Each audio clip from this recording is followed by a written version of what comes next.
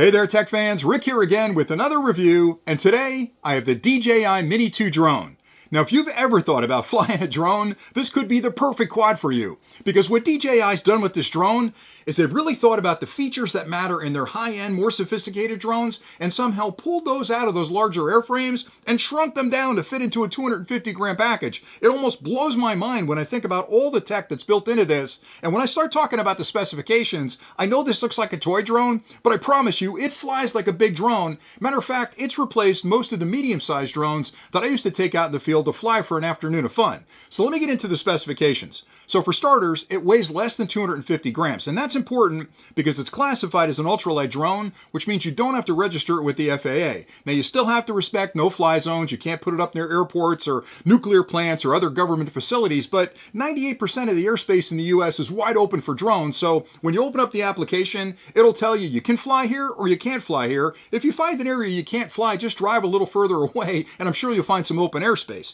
The beautiful part about it being 250 grams means that it's ultra portable. When I fold this up side by side with the controller, I can fit this into any backpack, which means it's with me all the time. Now people want to know how long can it fly? 31 minutes, which is unheard of. A lot of the mid-sized drones I have can't fly 31 minutes, so having a drone that can stay in the air on a single charge for almost 31 minutes means I'm going to get a lot of air time out of every charge of the batteries, and it gives me plenty of time to video or take pictures or just enjoy the countryside flying around, so 31 minutes is insane. The distance it can fly, and this one is almost unbelievable, is 10 kilometers. And it does that because it's not using enhanced Wi-Fi to connect the controller to the drone. It's using something called OcuSync 2, which is a proprietary DJI transport technology, which is always looking for a clean frequency between these two guys to maintain that tight connection. So I'm not saying you should fly it 10 kilometers away, because in the US, we have a visual line of sight requirement where you always got to keep the drone in sight. But it's nice to know you've got that strong a signal, so if you're flying around buildings or trees or some other obstructions, you're not going to lose connection with your drone. So 10 kilometers, it's like unheard of.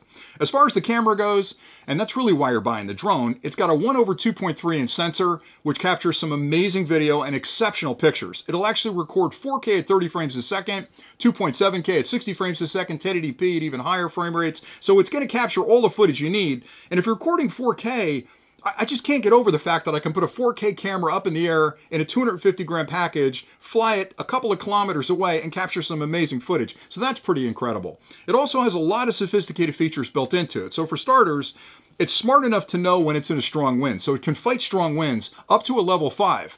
And that seems almost impossible for a quad this small because, again, I've got mid-sized quads that can't handle a level 4 wind, so they've really built in a lot of intelligence to tell when the wind is buffeting it, and they'll ramp up the motors and take care of keeping that stability in the air.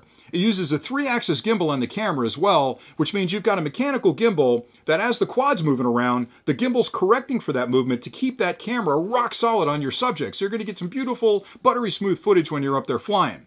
Another thing they built in was the sophistication to protect the drone. So it's got features built in like automated return to home. So if you're flying this and you forget about watching the battery, don't do that. But if you forget about keeping an eye on the battery levels and it gets down to a dangerous level around 30%, the drone takes over, elevates to a certain height, turns around, flies home, and lands pretty much where you took off. So it's built in all kinds of sophisticated features. It's built in automated features as well. So if you're putting the drone up for the first time, they can be a little tricky to fly. What's cool about this one is it's based on GPS and GLONASS. So when you put it up in the air, it has a complete awareness of its position in 3D space. So it'll stay right where you leave it. And if you get scared, just take your thumbs off the joystick and it'll stay right where you left it. It's not going to move. But if you want to do things with it, you're going to have to learn how to use the controls to spin around objects or fly towards or away from an object, and you'll get better at that over time. But the cool thing is the automated features that are built in, like rocket, droney, helix, and circle, allow you to actually, and boomerang, that's another one, allow you to hit one button and have the drone go into automated mode and do these beautiful movements in the air to capture some amazing footage. So you're going to look like Francis Ford Coppola the day you open up the box and put it up in the air, and you can play around with those features, but that gives you some incredibly cool cinematic features that are built into the application. They've got the brand new controller included as well. This is an incredibly comfortable controller to use. Joysticks right under your thumbs where they belong. They've got a little spring thing here that holds in your phone or your tablet. So it's really built to be easy to fly, fun to fly, but again, not just a beginner drone. It's really a notch above the beginner drone like the Mini SE is. It's really a drone that honestly has replaced a lot of my mid-sized drones when I'm out flying. So I think I gave you pretty much all the specs you need to understand about it, but at the price point they're selling this, at $449,